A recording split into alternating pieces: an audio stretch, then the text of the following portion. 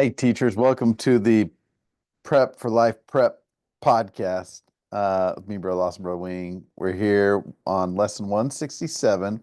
This is part of the acquiring spiritual knowledge sections of the Life Prep lesson.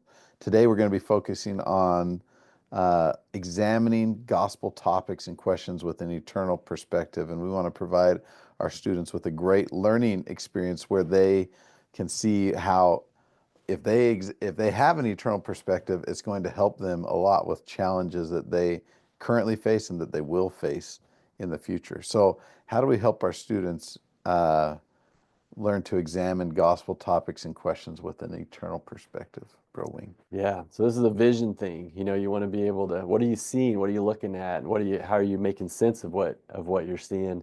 So the teacher manual has a great illustration there at the beginning with those dot looking things, Mm-hmm. and then it kind of had me when I was looking. I was like, wow, I'm intrigued. I was on the edge of my seat to see what this meant. And the video, they have a little short video to explain it. So you could show that to your students. That thing, it reminded me of something I've used before, and you could Google this and find it. It's a National Geographic image of camels, but the photographer is probably like in a helicopter or something, aerial view. Like he's looking right down on top of these camels, but because of the sunlight casting huge shadows. And so visually, when you first see the image, it looks like you're just seeing camels walking along, and you think the shadow is the camel, is what I'm saying. Like that's how it looks.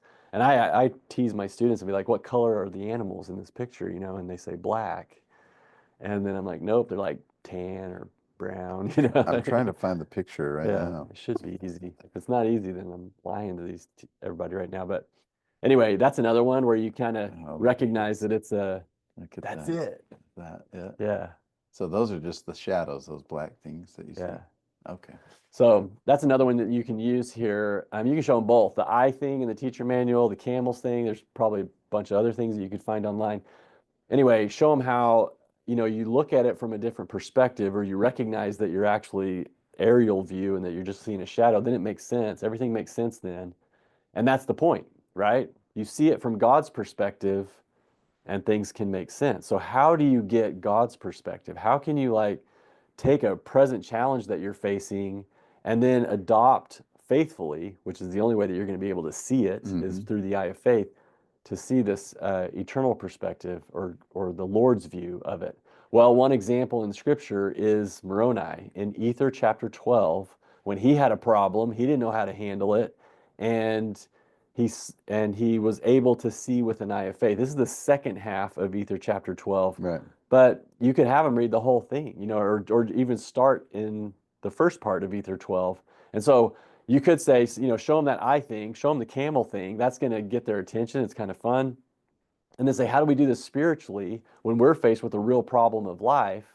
Um, let's learn from Ether how to do this. So go into Ether chapter 12, study looking for how to adopt God's view.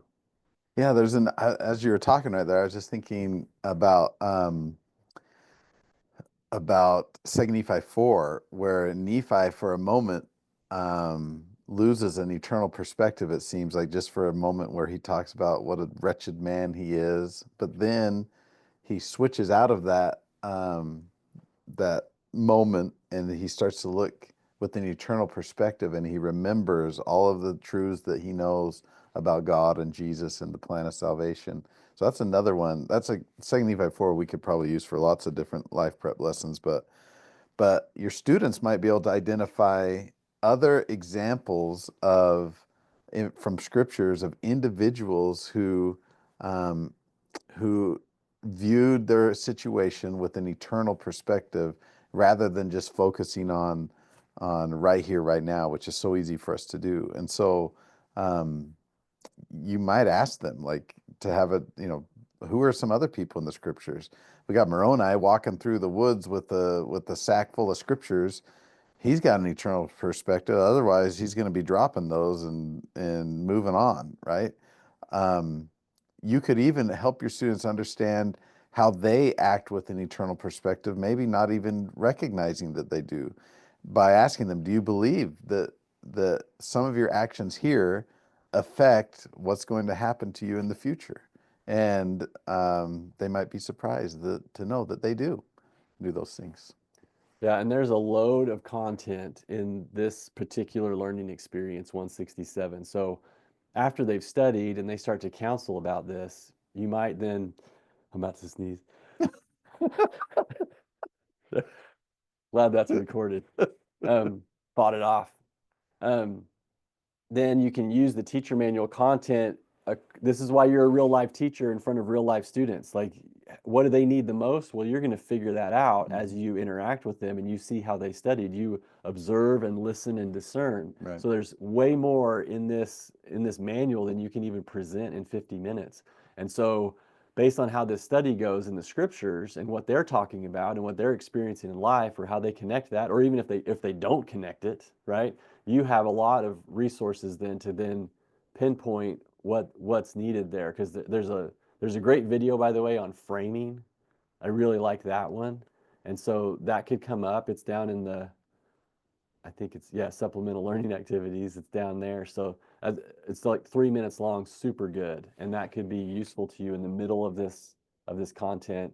And there's other quotes that'll address things as they come up. Awesome. Excellent. All right, teachers. Hopefully this helps. Stay righteous. Love your guts.